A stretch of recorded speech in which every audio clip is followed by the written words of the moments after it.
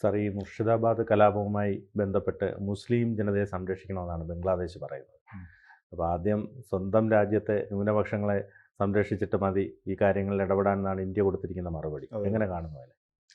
അല്ല, അതിനകത്ത് ഈ മുർഷിദാബാദ് കലാപം എന്ന് പറയുന്നത് തന്നെ ഒരിക്കലും ബംഗ്ലാദേശിൽ നടന്ന സംഭവമായിട്ട് നമുക്ക് താരതമ്യം ചെയ്യാൻ പറ്റത്തില്ല. അതെ. ഇപ്പം ഇവിടെ നമുക്ക് നമ്മളുടെ ഒരു നിയമവ്യവസ്ഥ വ്യക്തമായിട്ടുള്ള ഒരു രാജ്യമാണ്. ഇപ്പം മുർഷിദാബാദ് കലാപത്തിൻ്റെ പേരിൽ തന്നെ 200-ലധികം ആൾക്കാരെ അറസ്റ്റ് ചെയ്തിട്ടുണ്ട്. പിന്നെ ഇവിടെ മുർഷിദാബാദിൽ നിന്ന് പലായനം ചെയ്തു പോയിരിക്കുന്നത് ഹിന്ദുസാണ്. അപ്പോൾ ആ നിലയ്ക്കും അതൊരു താരതമ്യം ചെയ്ത് ഉള്ള ഒരു സംഗതിയല്ല. പിന്നെ രണ്ടാമത്തെ പ്രശ്നം വെച്ചാൽ ഈ മുഹമ്മദ് യൂനുസ് എന്ത് കണ്ടിട്ടാണ് ഈ ഒരു നിലപാട് സ്വീകരിക്കുന്നത് നമുക്ക് പലപ്പോഴും അതിശയം തോന്നിയിട്ടു. കാരണം ഇന്ത്യയുമായിട്ടുള്ള ബന്ധത്തെ ഒരു അയൽരാജ്യം എന്ന നിലയിൽ ഒരു ഡിപ്ലോമസിയുടെ ഭാഗമായിട്ട് നിങ്ങൾക്ക് താല്പര്യമില്ലെങ്കിൽ പോലും തൊട്ടയൽക്കത്തിൽ ഉള്ള രാജ്യം എന്ന നിലയിൽ ഒട്ടേറെ ഈ ക്രയവിക്രയങ്ങളും ഇടപാടുകളും ഒക്കെ വേണ്ടി വരും. തീർച്ചയായിട്ടും. അപ്പോൾ ഒരു രാജ്യത്തിൻ്റെ ഒരു ഭരണാധികാരികളുടെ മുഖ്യ ഉപദേഷ്ടാൻ എന്ന നിലയിൽ ആ ഒരു മിനിമം മര്യാദ പോലും യൂനുസ് കാണിക്കുന്നില്ല. മാത്രമല്ല പ്രായത്തിൻ്റെ പക്വത പോലും യൂനുസ് കാണിക്കുന്നില്ല എന്നുള്ളതാണ്. സംഗതി നോബൽ പ്രൈസ് കിട്ടിയ കക്ഷിയാണ്. നമുക്ക് കേരളത്തിലൊക്കെ ഈ നോബൽ പ്രൈസ് കിട്ടിയ സമയത്ത് ഒരുപാട് ആരാധകരുള്ളൊരു കക്ഷിയായിരുന്നു യൂനുസ്. പക്ഷേ ആ പ്രായത്തിൻ്റെ പക്വത പോലും യൂനുസ് കാണിക്കുന്നില്ല. യൂനുസിൻ്റെ ഒരു അറ്റൻഷൻ എന്ന് പറയുന്നത് ഈ ബംഗ്ലാദേശിലെ വിഷയങ്ങൾ, അല്ലെ ബംഗ്ലാദേശിനെ ഏതെങ്കിലും രീതിയിൽ മുമ്പോട്ട് കൊണ്ടുപോകാനുള്ള ഒരു ശ്രമത്തിൻ്റെ ഒരു ഭരണത്തിൻ്റെയോ അതല്ലെങ്കിൽ ഒരു നേതൃത്വം കൊടുക്കുക എന്നുള്ളതിനേക്കാൾ ഉപരി ഇന്ത്യയെ എങ്ങനെ പ്രകോപിപ്പിക്കാം എന്നുള്ള ഫോക്കസിലേക്ക്, എന്നുള്ള മുഖ്യ ശ്രദ്ധാകേന്ദ്രത്തിലേക്ക് യൂനുസ് മാറും എന്നുള്ളതാണ്. അതിൻ്റെ തുടക്കത്തിലുള്ള എല്ലാ പ്രസ്താവനകളാണെങ്കിലും പിന്നീട് ചൈനയുമായിട്ട് പോയിട്ടുള്ള കരാറുകൾ ഉണ്ടാക്കുന്നതിൻ്റെ പശ്ചാത്തലത്തിലാണെങ്കിലും പിന്നെ ഈ അടുത്ത സമയത്ത് നടത്തിയിട്ടുള്ള ഈ ബംഗാൾ ഉൾക്കടലിൻ്റെ ശരിക്കും കാവൽക്കാർ ഞങ്ങളാണെന്ന് നടത്തിയിട്ടുള്ള പ്രസ്താവനകൾ, ഇതെല്ലാം ഇന്ത്യയെ പ്രകോപിപ്പിക്കുന്ന രീതിയിലുള്ള ഒരു പ്രസ്താവനകളും നിലപാടുകളും എടുത്തിരിക്കുന്നത്. അതിൻ്റെ ഭാഗമായിട്ടാണ് ഇപ്പോൾ പാകിസ്ഥാനുമായിട്ട് ബന്ധം പുലർത്താൻ നോക്കുന്നത്. എന്ത് കണ്ടിട്ടാണ് പാകിസ്ഥാനുമായിട്ട് ബന്ധം പുലർത്താൻ അല്ലെങ്കിൽ ബന്ധം പുനരാരംഭിക്കാൻ ശ്രമിക്കുന്നത് മനസ്സിലാവുന്നില്ല. ഇപ്പോൾ പാകിസ്ഥാൻ്റെ വിദേശകാര്യ സെക്രട്ടറി ഇപ്പോൾ ബംഗ്ലാദേശിൽ ചർച്ച നടത്തുക. ആ ചർച്ച നടത്തുന്നതിൽ മുഖ്യമായിട്ട് മുമ്പോട്ട് വച്ചിരിക്കുന്ന ഒരു ഉപാധി എന്ന് പറയുന്നത്, ഇപ്പം ഷെയ്ഖ് ഹസീന ആയിരുന്ന സമയത്ത് ഈ പാകിസ്ഥാനായിട്ടുള്ള ബന്ധം അവർ കഴിഞ്ഞ 15 വർഷമായിട്ട് യാതൊരു ബന്ധം ഉണ്ടായിരുന്നില്ല. അപ്പോൾ ഇപ്പോൾ ഈ ബംഗ്ലാദേശ് ഒരു വല്ലാത്തൊരവസ്ഥയിൽ പെട്ടിരിക്കുകയാണ്. കാരണം ബംഗ്ലാദേശ് പറയുന്ന 1971 നരഹത്യക്കും അതല്ലെങ്കിൽ വംശഹത്യക്ക് പാകിസ്ഥാൻ മാപ്പ് പറയണമെന്നൊരു ഉപാധി വെച്ചിരിക്കുകയാണ്. കാര്യം അതല്ലാതെ അവരുടെ ജനതയെ അവർക്ക് അഭിമുഖീകരിക്കാൻ പറ്റത്തില്ല. അപ്പോൾ അത് പാകിസ്ഥാൻ ഇതുവരെ പാകിസ്ഥാൻ പറഞ്ഞിട്ടില്ല എന്ന് മാത്രമല്ല, പാകിസ്ഥാൻ പറയില്ല, കഴിഞ്ഞ കാര്യങ്ങൾ കഴിഞ്ഞതാണ് എന്നുള്ള പാസ്റ്റ് ഈസ് പാസ്റ്റ് എന്നുള്ളൊരു നിലപാടാണ് പാകിസ്ഥാൻ എടുത്തിരിക്കുന്നത്. പക്ഷേ എന്നിരുന്നാൽ പോലും പാകിസ്ഥാനും അവിടെയാണ് ഈ യൂനുസ് എന്ന് പറയുന്ന ഈ ഒരു നോബൽ പ്രൈസ് ലോറേറ്റ് ആയിട്ടുള്ള ഒരു മനുഷ്യൻ, അദ്ദേഹത്തിൻ്റെ ഒരു വളരെ പരിമിതമാകുന്ന ഒരു കാഴ്ച നമ്മൾ കാണുന്നത്. കാരണം ഏത് തലത്തിലാണ് പാകിസ്ഥാനുമായിട്ടൊരു സൗഹൃദം പുനഃസ്ഥാപിച്ചുകൊണ്ട് ബംഗ്ലാദേശിൽ ഒരു ഗുണമുണ്ടാകാൻ പോകുന്നത്? കാര്യം ബംഗ്ലാദേശിന് എന്തെങ്കിലും ഉണ്ടെങ്കിൽ അങ്ങോട്ട് കൊടുക്കേണ്ട അവസ്ഥയാണ്. അതെ, തീർച്ചയായിട്ടും. കാരണം അവിടെ ഇപ്പം പാകിസ്ഥാൻ ആകെ തകർന്ന് തരിപ്പണമായിക്കൊണ്ടിരിക്കുകയാണ്. അവിടെ അവരുടെ സാമ്പത്തിക സ്ഥിതി എന്ന് പറയുന്നത് വളരെ ഏറ്റവും പരിതാപകരമായിട്ടുള്ളൊരവസ്ഥയിലേക്ക് എത്തിയിരിക്കുന്നു. പിന്നെ ഇവിടെ ബലൂചിസ്ഥാനാണെങ്കിൽ പാകിസ്ഥാൻ്റെ 44% പ്രദേശം ബലൂചിസ്ഥാനാണ്. പിന്നെ അതുപോലെ ഖൈബർ പഖ്തൂൺഖ്വയിലുണ്ട്, അവിടെയും ഈ 2 സ്ഥലങ്ങളും ആഭ്യന്തര കലാപത്തിൽ എപ്പോൾ വേണമെങ്കിലും പാകിസ്ഥാനിൽ നിന്ന് വിട്ടുപോവുകയോ അല്ലെങ്കിൽ പാകിസ്ഥാൻ അവരെയാണ് നേരിട്ടുകൊണ്ടിരിക്കുന്നത്.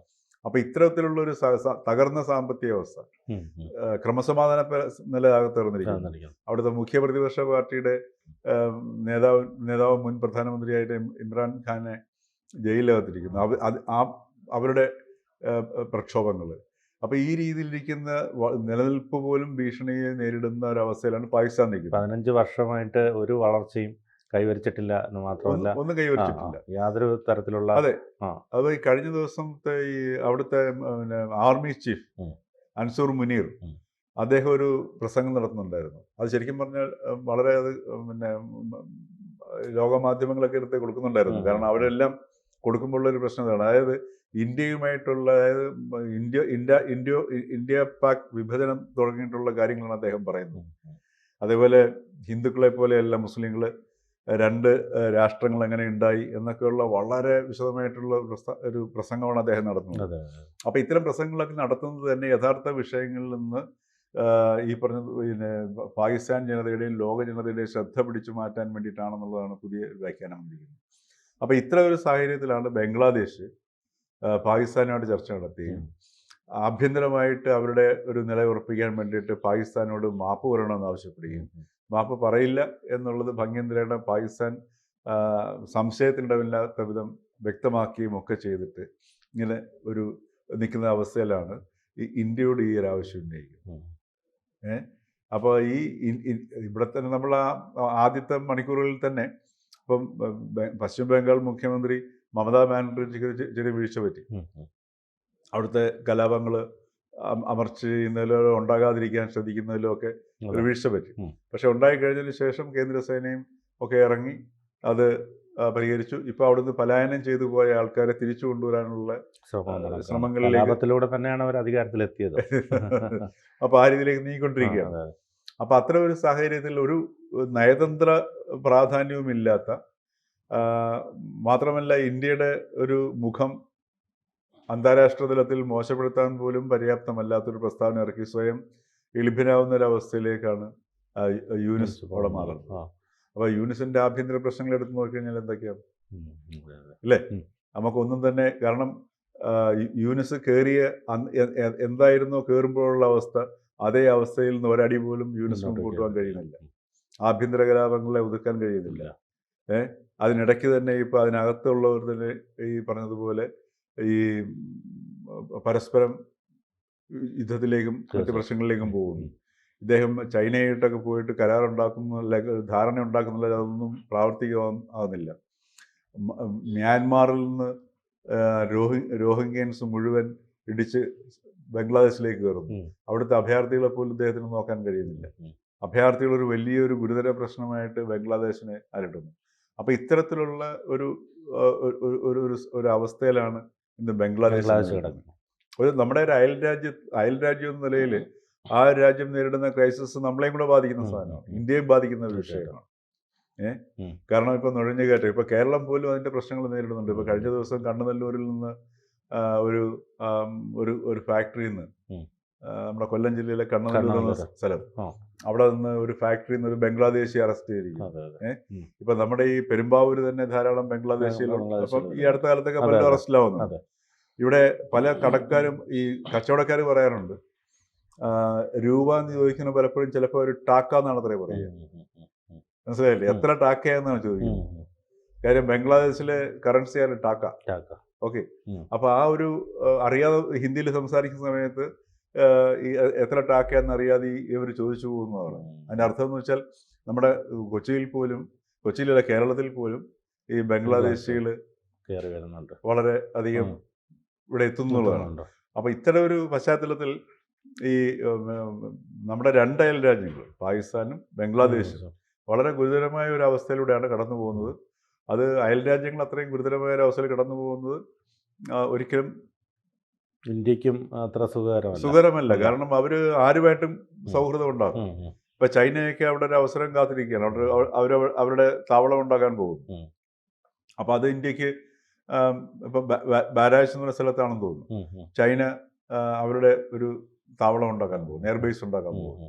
അപ്പോൾ ഇതൊക്കെ ഇന്ത്യക്കും ഗുണകരമല്ല. അപ്പോൾ അയൽ രാജ്യങ്ങൾ ഈ രീതിയിലുള്ള ഒരു തകർച്ചയിലേക്ക് നീങ്ങുന്നത് ഇന്ത്യക്കും അത്ര ആശ്വാസകരമല്ല. പക്ഷെ അവർക്ക് അവരുടേതായ പ്രശ്നങ്ങൾ പരിഹരിക്കാൻ കഴിയാതെയാണ് ഇത്തരം പ്രശ്നങ്ങളിലേക്ക്